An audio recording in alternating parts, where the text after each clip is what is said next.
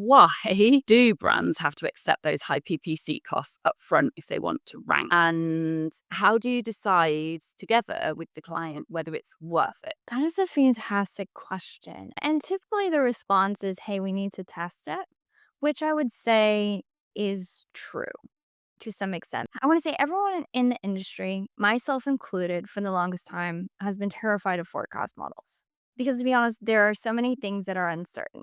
So an example is I can build out a robust forecast model for a brand and say, oh, we're gonna hit this much sales per month, and then wait, the bestseller went out of stock. So that is no longer relevant. And the issue that arises when determining is it worth it is really to 100% know that for certain you have to know what the exact highest potential of sales volume is going to be for like a search page.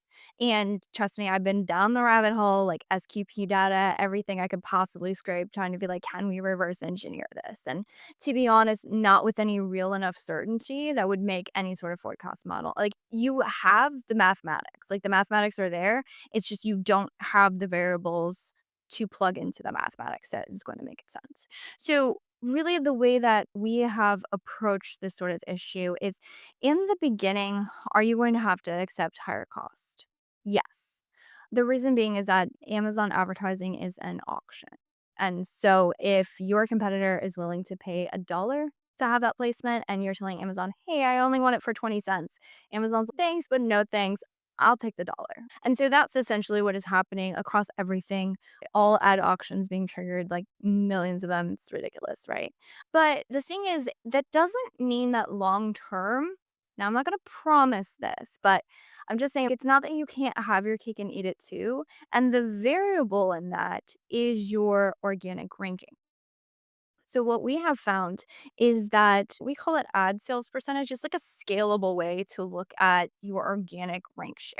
So you can take your ad sales and you can divide them by your total sales, and basically whatever that percentage that gets spit out is like what percentage of your total sales are coming from advertising. The problem on a launch is typically speaking, 100% of your sales are going to come from advertising. And if that is the case, then your ACoS inside your ad console is going to equal your total ACoS, which a lot of you all know you can backtrack that into profitability. So napkin math is all right. So if before ads, I have a 40% profit margin and I want to make sure that I have a 20% profit margin when everything's said and done. Okay, I can have a total ACoS of 20%. So that's the difference between 40 and 20. I got 20 left over. So 20% is my total ACoS, or I can at least have something left over. But what happens if, your ACoS equals your total ACoS and your ACoS is 60%, then your total ACoS is 60%. Oh, great. Now we're losing 20%. And that's like the worry that a lot of brands get stuck in. And unfortunately, what happens is they go, oh, wait, I'm stuck in this gap. And so, wait, let me go into, okay, I got to lower my total ACoS, which really to do that, you have to lower your bids, which, as we already talked about, devalue using the ad auction. So that's like a lot of brands, and I completely get the worry. It's like, how do we escape this? And there's some newer brands who just don't know, like just aren't familiar with the mathematics or just haven't been through it before. They're like, where is the light at the end of the tunnel? Like, am I ever going to make any profits? And so the way in which we approach this conversation is let's determine what the numbers need to be for you to have that light at the end of the tunnel. What percentage of your total sales do you need to have from organic to make those numbers work for you? Because unfortunately, a lot of times ACoS may not, if you focus on ACoS too much, it can often hurt you. And that again, if we're devaluing ourselves in search, we're not getting our products found, we're not getting that order velocity, our sales drop, we end up in this downward spiral.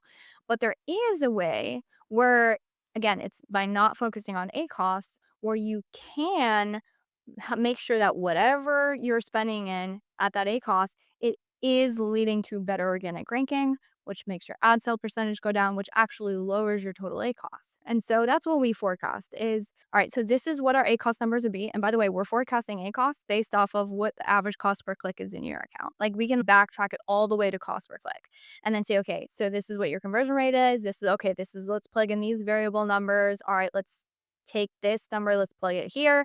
And then we say, okay, so we need to hit this total A cost number to make your mathematics work.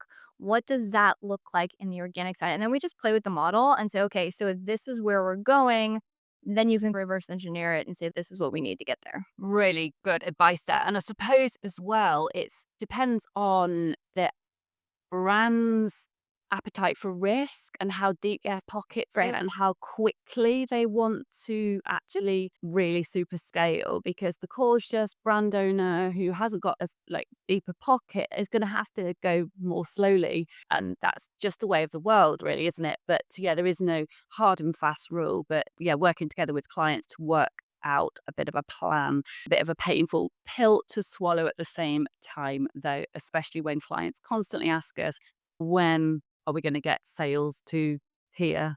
How much is that really going to cost us? How long is it going to take? Yeah, complicated question. And we can't predict with absolute accuracy either, can we? Because there's all the variables we've just discussed. Thank you.